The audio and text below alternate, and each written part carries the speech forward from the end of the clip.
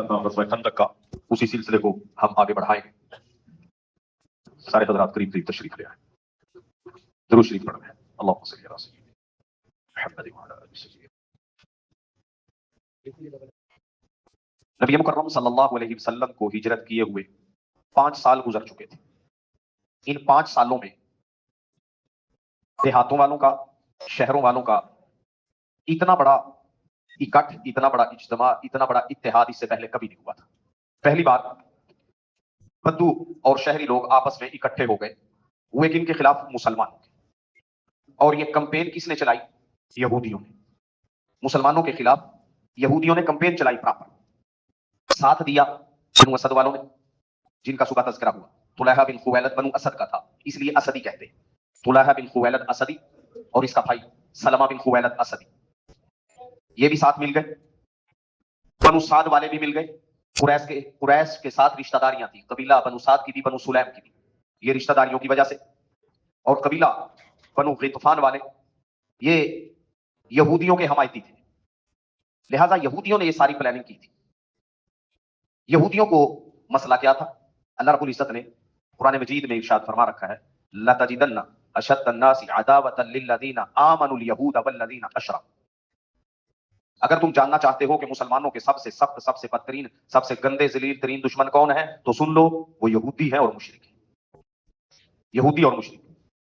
और उस दौर में यहूदियों को रिप्रेजेंट करने वाले बड़े 3 कबीले थे, बनु कैनुका, बनु नजीर, बनु कुरैज़ा। बस इनका नाम आते ही पता चलता था यहूदी है। ये ऐसे बदबख्त लोग थे, अब भी इसी तरह। और मुशरिकों को रिप्रेजेंट करने वाले सारे कुरैश मक्का थे। जिस तरह अब यहूद को रिप्रेजेंट, अब तो नेतन्याहू बदमाश इसराइल, और शिर्क को रिप्रेजेंट करने वाला इंडिया। आप अंदाजा लगा लें कुरान मजीद की कैसी सच्ची हकीकत है। अब भी यही बदतरीन दुश्मन है, दुश्मन अब भी यही। तो बहरहाल इनकी फितरत ऐसी है कि इन्होंने अपने नबियों को भी नहीं बख्शा, अपने अंबिया को भी कत्ल किया।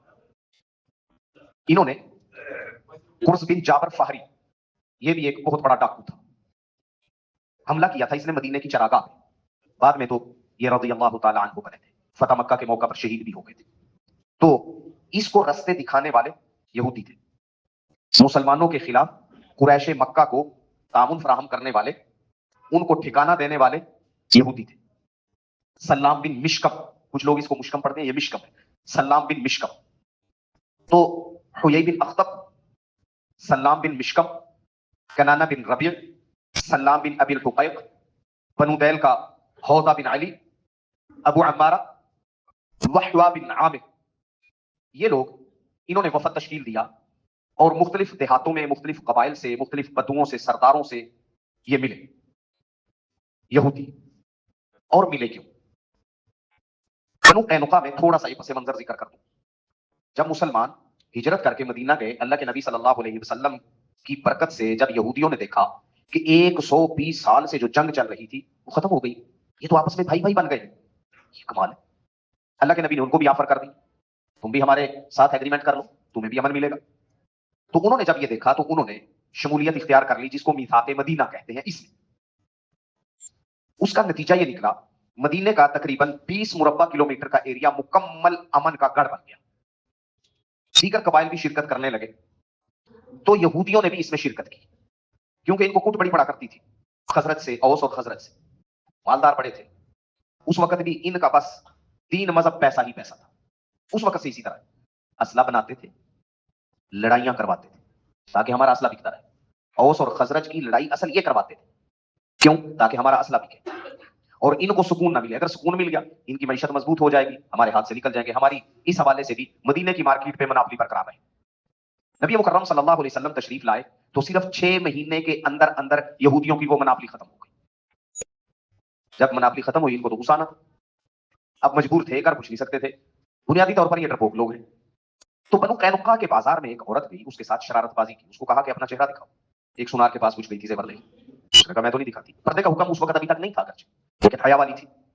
तो इनके एक लड़के ने शरारत की, दुपट्टा पीछे ना कोई खूंटी थी, उसके बीच में अटका दिया कि चलेगी खुद ही दुपट्टा उतर जाए। दुपट्टा उतर गया। उसने शोर मचाया, इत्तेफाक से कोई मुसलमान भी उधर शॉपिंग के लिए गया हुआ था। उसने देखा, उसने खड़का दिया यहूदी को, वो मारा, उसकी बदकिस्मती मर गया। जैसे ये शोर मचा, उसी वक्त यहूदियों ने मुसलमान को शहीद कर दिया।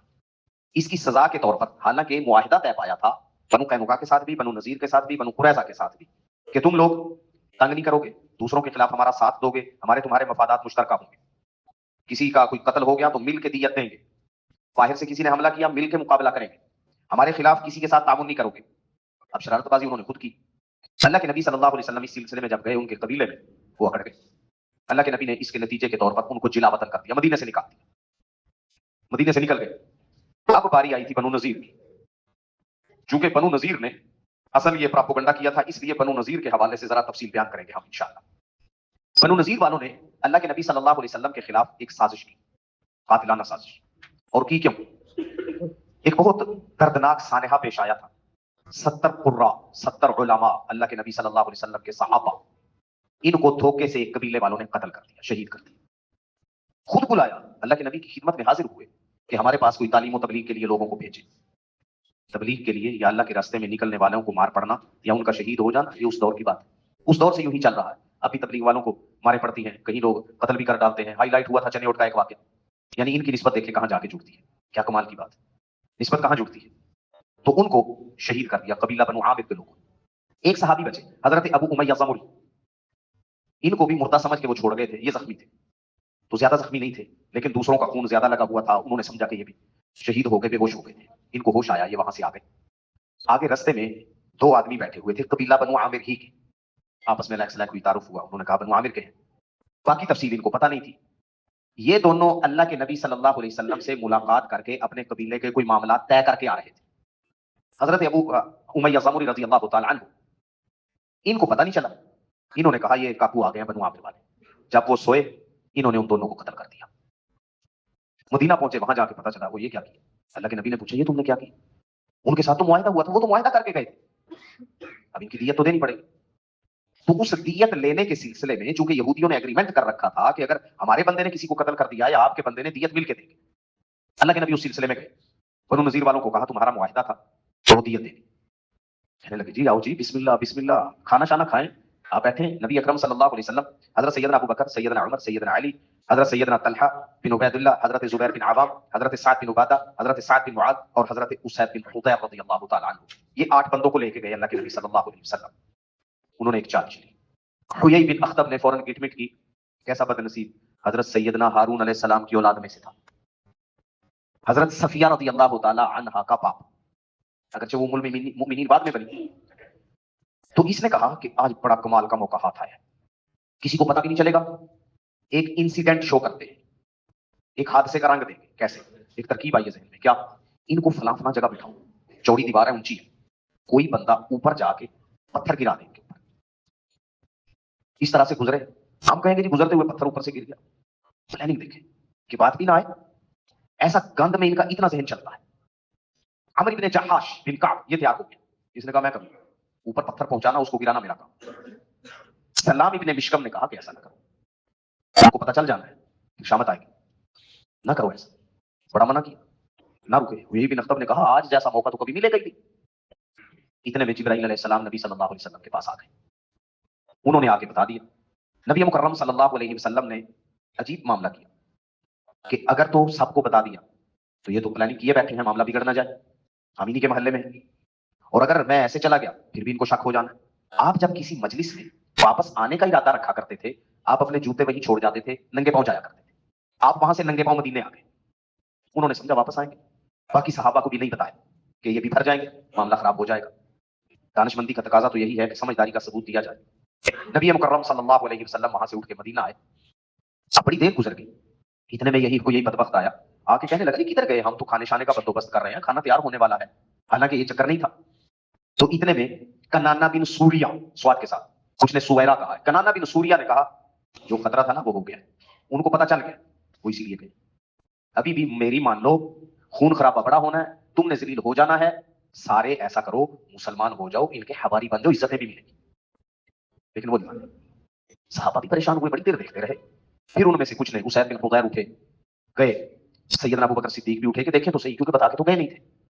کنانا ابن سوریا کو اندازہ ہو گیا تھا کہ اوپر سے اطلاعات ان کے پاس تو آتی ہیں، جبرائیل علیہ السلام آ گئے ہوں گے، تو وہی ہوا۔ نبی مکرم صلی اللہ علیہ وسلم کے پیچھے جب صحابہ پہنچے، راستے میں ایک آدمی سے پوچھا کہ اللہ کے نبی کو نہیں دیکھا؟ اس نے کہا وہ تو شہر کی طرف جا رہے ہیں، ان کی آبادی باہر تھی، بنو نذیر رہتے مدینہ ہی میں تھے لیکن ان کے محلے الگ تھے. تو کہا جی وہ تو مدینہ شہر میں جا رہے تھے میں نے دیکھا. پھر صحابہ آئے, وہاں اللہ کے نبی صلی اللہ علیہ وسلم نے بتایا کہ انہوں نے تو یہ پلان بنایا تھا. صحابہ کو بڑا غصہ آیا, لیکن ایسے خبیث لوگ یہ یہودی. پھر پینترا بدلا, پھر ایک اور چال چلی.